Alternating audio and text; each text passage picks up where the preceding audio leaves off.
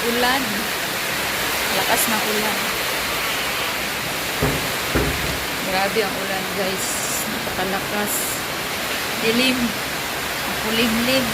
Ay makulimlim. Madilim pala. Anong maulan. So yun guys ang ating update for weather for today's vlog. Madilim. Pinagluluto pala ko ng nilagang itlog. Kulo ko ng nilagang itlog guys. Yan ang ating nilagang itlog.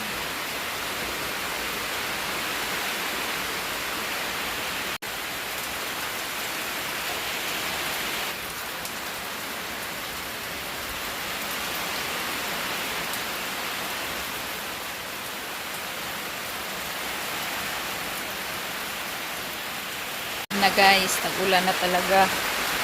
So, ang mahirap naman nito kapag ulan ng ulan. Kapag ulan ng ulan naman guys, so dito baha naman. Sure ako, madaming mababahaan. Sure tayo niyan, maraming nababahaan. So, aware lang kayo na kung sa mababa kayong lugar. Magiging aware tayo guys kasi ang kabaliktaran sa tag-init. Ulan yan. Madaming ulan. So, magbabalat lang muna ako ng itlog guys. So, ayan na nga guys. I love you. I love you. I love you too daw, sabi ni Mister. Narinig tayo. I love you. That's very rare. Guys. Say that. Are you saying I love you to me, or are you saying I love you to my family? I love you. I'm working. Hello. I love you. Wait, don't. But now I love. I love you. Hello. So, dito muna tayo guys. Isang itlog lang yun sa akin. Ang ganda pagkalaga. May kusap pa si Mister. Kusap siya guys. Ang sarap ng itlog na nilaga. Ang lagkit. Ang sarap ng itlog. Kasi kung sobrahan ito ng luto guys, matigay yung dilaw. Hindi maganda. Magaspang. Pero ito, ang sarap. Sarap sa bibig. Ang sarap ng nilagang itlog sa umaga. Marami kang energy. Feeling mo busog ka na. Ganun. So, sobrang lakas ng ulan. Medyo minto pero ang dilim guys. Sabi ko, malamang itong na to, tag-ulan, maraming mababahaan. Sana wag naman. Pero maging aware pa rin tayo kasi taon-taon na lang yan naranasan natin yung yung typhoon, yung baha. So, na natin yan. Dito tayo sa Pilipinas, kaya alam na natin yung Pagkatapos si Magas, Yema. Pag dito sa Pilipinas, nandito na typhoon, baha. Yearly na yan guys. Sa Pilipinas, weather tayo. Yan, pagkain candy yan.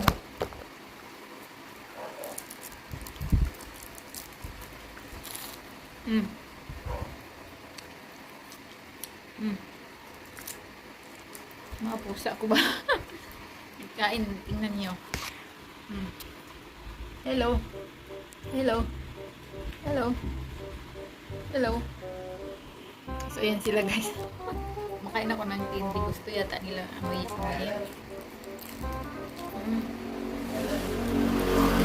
Hindi naman pwede ito matamis. Hindi pwede ito sa pusa. Diyos ko mayo.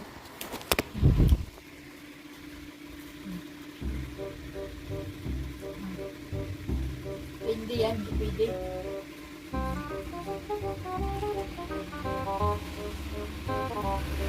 Pusa natin. Hi, Simba. Hi, Carlos. Hi, Nasya. Snoopy. Hindi ba? Oh, yun. Wala. So, inom lang muna tayo ng tubig. So, ang lakas ng hangin guys. Ang sarap sa feeling. Parang malamig. Malamig yung hampas ng hangin. Ang sarap pakiramdam. Yung hindi ka na init, kunting galaw mo, pawis na pawis ka na, yung tulo ng tulo yung pawis mo. Ngayon, masarap, ang lamig. Hindi ko ramdam yung pawisan ako. Ako pa naman, sobrang pawis ko kahit matutulog ako sa gabi. Kahit may aircon, guys. Electric pan, may aircon. Pawisan ang likod ko. Kaya, gastos kami sa damit. Ano kami sa damit. Pagkaligo namin sa gabi. Sa hapon, nagdadamit. Kinabukasan, bibihis kami kasi nababasa yung pawis sa, nababasa tayo ng pawis kapag nakahiga tayo sa gabi sa likod ko. Minsan sa madaling araw napapawis, pawisan tayo.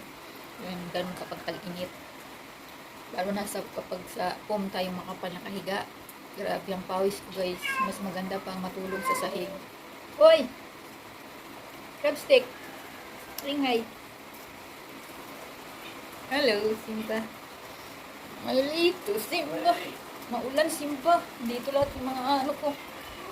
Ito na masahe ko eh. Simba eh. Masahista ko to.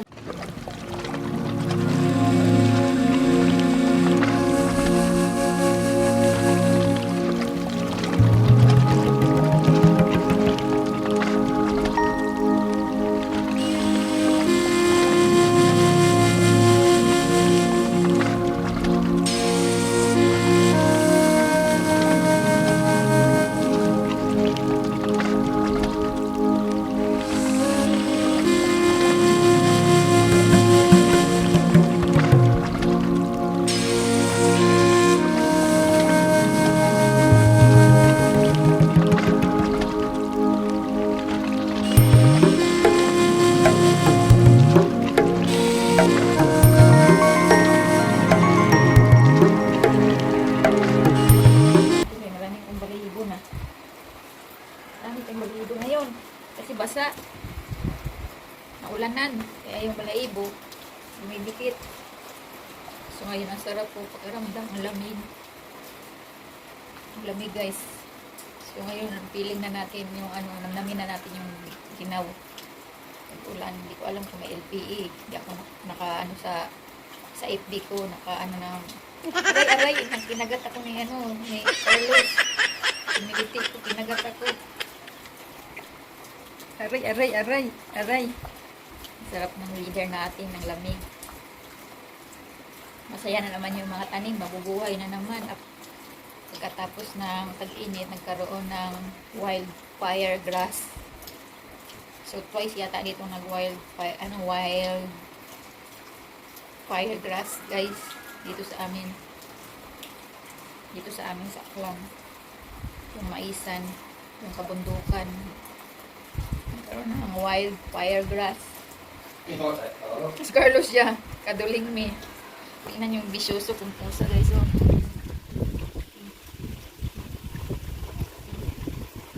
Yan. Diyos ko. Nakaupo tayo dito. Aray, biting me.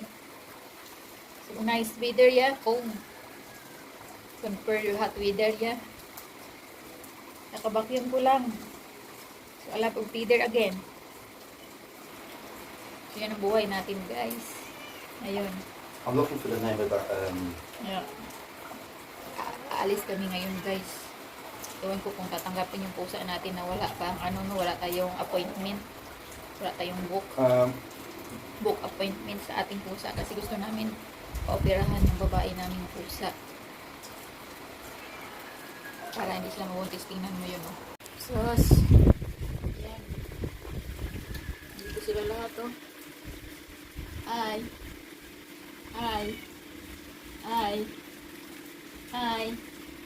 Say cheese.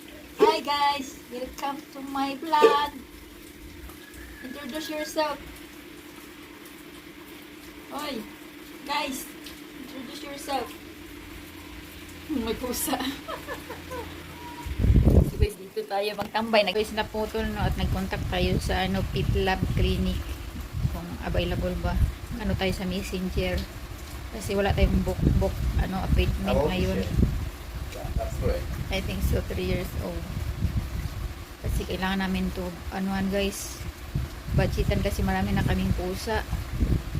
Yung dalawa naming pusang, male, na na tawag dito, tapos na sila kapunin. So yung babae, mahal magpakapon. Mahal. Kaya naiwan yung babae, yun pala marirape din ng ano, ng wildcat sa labas, dinalayo dito at nire-rape. So kailangan namin pagdesisyonan kapag may free time kami, kaya ngayon ang out ni Mr. 2 PM.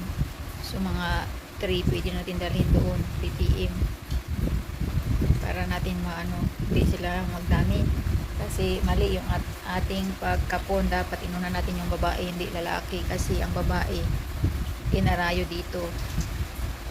So kailangan pakapon ng mga babae. Ihuli na lang natin yung lalaki. Yan eh, we do operation is female first, the last is your male cat, because female is too fast to get pregnant. So how times they pregnant a year? Twice. Two boyfriends. So guys, ayun yung ano. So yun, mamaya guys, tingnan natin kung makaalis tayo. To be continuing lang natin yung ating vlog sa outside.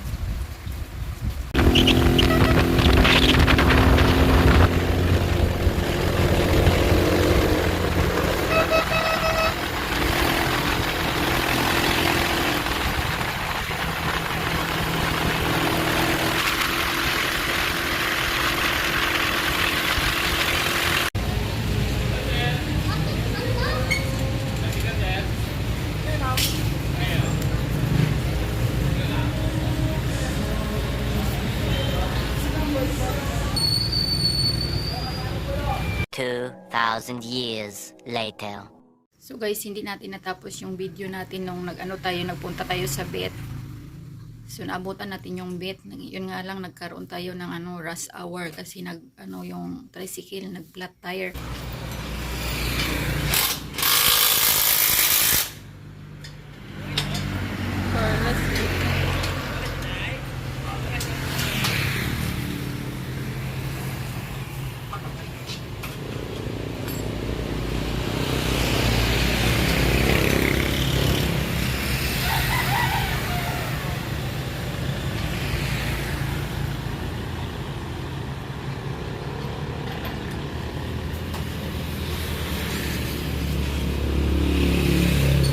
So pinalitan ng ng interior yung front tire niya. So ginawa ko, binayaran ko na agad yung tricycle sa aming hired na worth 500. So ang nagastos yata niya 200 plus sa labor at sa interior na bago.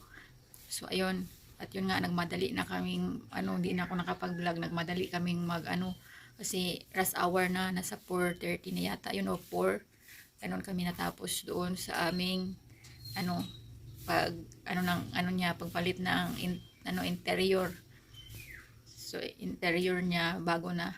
So lagi kasi siyang lagi siyang napaplatan, nalilate siya minsan sa ating sabi niya nag tire nga daw yung niya, yung gulong niya sa front. So yun guys, so naoperahan na yung ating pusa. Siguro sa Friday babalik tayo para sa isa nating pusa na lalaki. Yung gastos nga lang natin gastos sa may alagang pusa. Si Mister naman may nito, may gawa. Okay lang sa akin yung dalawa na pusa, pero 14 na pusa guys, napakagastos na, umabot na sa 14 kasi hindi natin naagapan sila agapan ng ng pakapon, kasi ang mahal ng kapon guys kapag lalaki 2,500, kapag babae nasa 5,000 kasama na yung mga gamot, antibiotic, anti ano ba tawag ito, anesthesia, antibiotic, tapos mga spray pag sa sugat nila. So yun guys, so yung ating update sa ating vet. So weekly kailangan na namin pagtuunan ng pansin. Magastos man, pero kailangan natin gawin to para hindi sila dumami, kasi mahirapan tayo pag marami sila, wala silang proper place para sa kanila, na safe sila ba, hindi natin mamayari yung kapaligiran. So, dapat mayroon silang space na talagang safe sila. Kasi wala tayong pera pambili ng materialis at lupa na para sa kanila na gawan mo sila ng bahay na maliit lang ba, safe sila, may maliit silang playground na hindi sila labas-masok sa pupunta sa kapitbahay, pupunta kung saan-saan. Yung dito lang sila sa loob ng bahay na na meron silang playground, tapos meron silang box na maliit para sa kanilang tulugan, yung ganun ba. Ganun lang yung kahit maliit na playground para sa kanila, no. So ayaan mo na at malay mo tayo, blessingan tayo ni Lord para sa ating pangarap sa kanila at pangarap din sa ating sarili.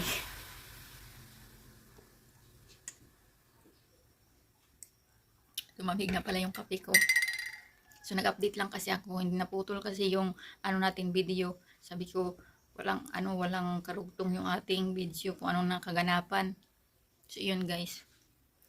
Siguro ito lang yung inedit dinugtong ko kasi nga nung nag-i-edit ako hindi natapos yung ating video. Sabi ko ko na lang, dugtong ko na lang to guys. Kaya ayun, ang update natin. So guys, anyway, bye-bye muna uli. At i-continue ko muna yung trabaho ko dito. Huwag na kayong sumama kasi haba ating video at marami tayong trabahuhin dito sa ating bahay. So mag-ano na ako guys, mag-start na ako sa gawaing bahay natin, sa ating daily routine, sa ating bahay. Daily routine ba? So alam niyo na yun, pagwawalis, pupunas, paghuhugas, like this. Tapos natin magkape, huhugasan na naman natin, ganun yung ating routine. Kaya anyway, bye-bye and God bless to all of you guys. Thank you so much. Bye-bye.